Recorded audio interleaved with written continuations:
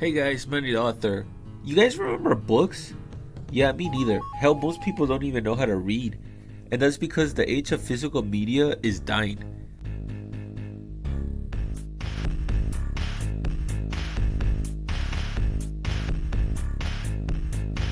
In the age of digital streaming, you can watch TV, listen to music, shop, and game all on your phone. Supply and demand become a lot easier, but a lot of supply chains get cut out of the equation, meaning a lot of jobs get lost. We're still in a transitional period. Phones are becoming the new marketplace as they're basically replacing the larger media news regulated industrial complex. In the age of streaming, the computer is king. Computers in our world of commerce generally take a couple forms: phones, tablets, PCs, and gaming consoles. Phone companies have created self-obsolescence, so eventually the software and your limited hardware is made too advanced, so you're forced to get a phone with more compatible horsepower. Phones suck at being future-proof because you are not meant to own it, as the tech is always advancing towards what? We're still not really sure. All we know is that as the screens get bigger and the price does as well. In the economic world of tech, it would be true. It would be false if I didn't say that it's true for profit if a need for a new phone is baked into the business model. But I don't know, maybe that's not what's happening. I'm just a college dropout. They are not immune to outside influences. They're all just computer companies at the end of the day.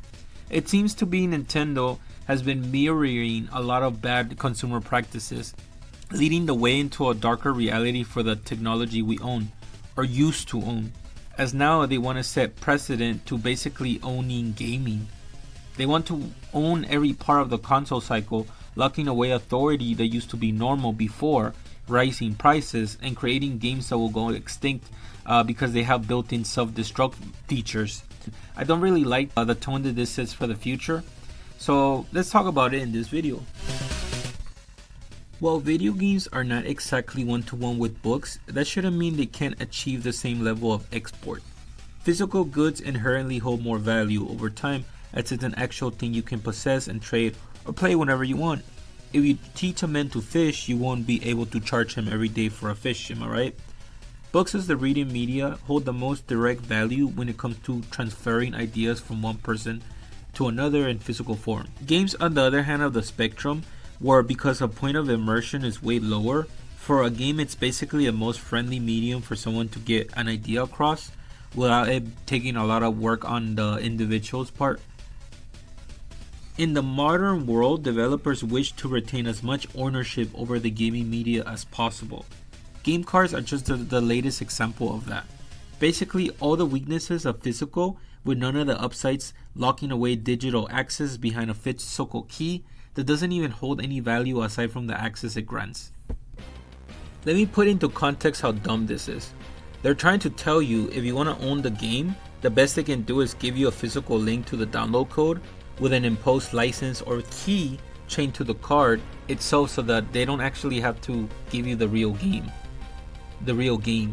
All this legal language is basically there to say no, you don't own the game, you don't get to keep the game, you can only really rent the game, and once your time is up with the game, all rights and access, because you don't actually own it again, go back to the company that rented the game, in this case Nintendo, right?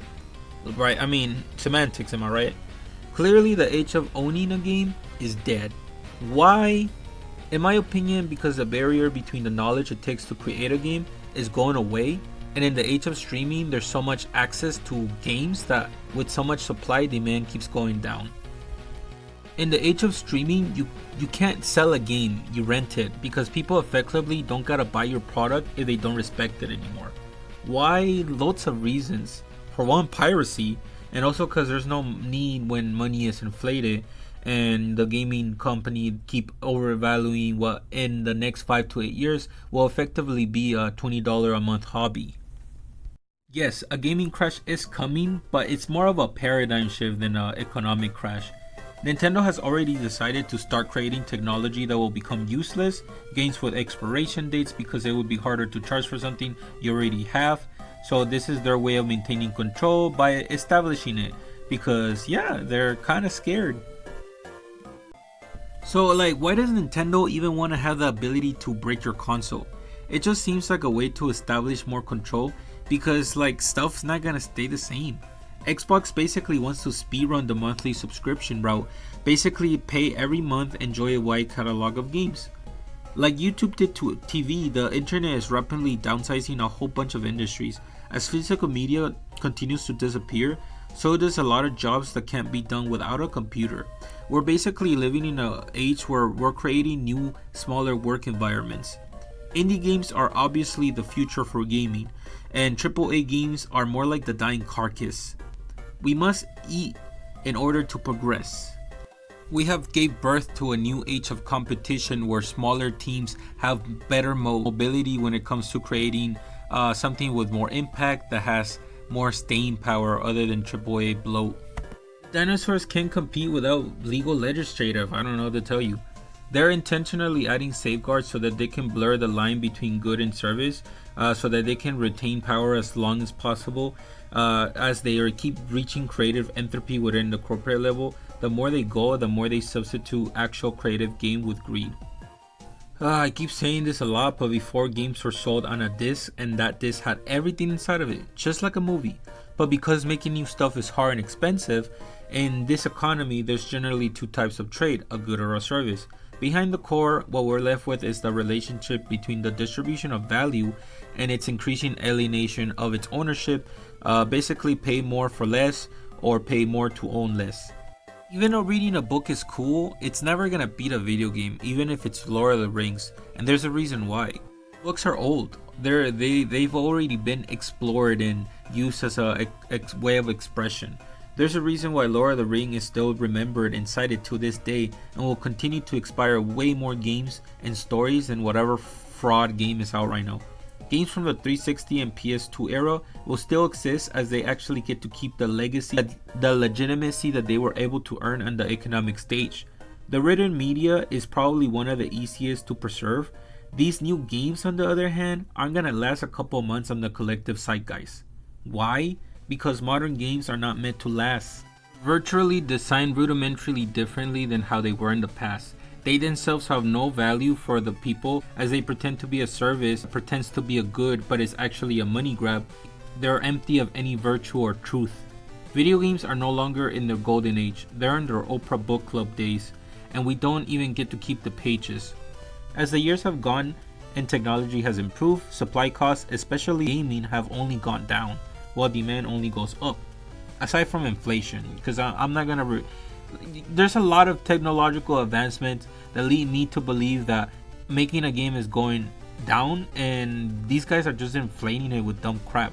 A healthy capitalist economy should enable production that the market or the people have deemed as important enough to generate interest.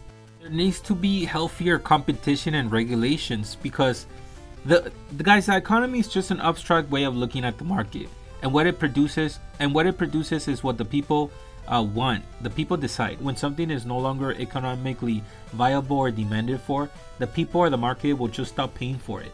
This is why consumer value is so important, especially as it seems the concept is becoming more and more alien. Consumer value is probably the most important part of the equation, in my opinion, as the whole purpose of a free market is there that it gives the power to the people to decide the means of production, and not any sort of dictator or monarchy. Sadly, a lot of power has been pulling in the corporations themselves, and for whatever mysterious reason, the right of the merchant is sometimes more important than the right of the consumer. Maybe interest groups, or maybe not. It may be in Minecraft allegedly. Developers have both the technological and financial advantage to enable a toxic relationship when it comes to gamers in the industry. Video games are now a new medium rich in potential for artistic expression, educational possibilities, and human innovation. Without gamers, who are the enablers of said industry's capital, games wouldn't exist. So no, video games are not services, they're goods for us to enjoy. That's why we created them. Capitalism is there to enable the creation of progress and services outside of an authoritarian system. Don't support games that don't serve the people, because without the people, we wouldn't have games to make culture out of. We wouldn't have demand, so supply would stop mattering, no matter how cheap it is. Yeah, looking at the bigger picture, don't open the door to dystopia, because we as gamers have collectively enabled the rapid technological growth through gaming, so we could do a whole lot worse by allowing other things. So don't buy a Switch 2, be a man and get a Steam Deck. But yeah, those are all my thoughts. I'm messing with my format a bit more, see how I'm gonna write from now on. But yeah, thank you for watching, thank you for your time, and stay safe.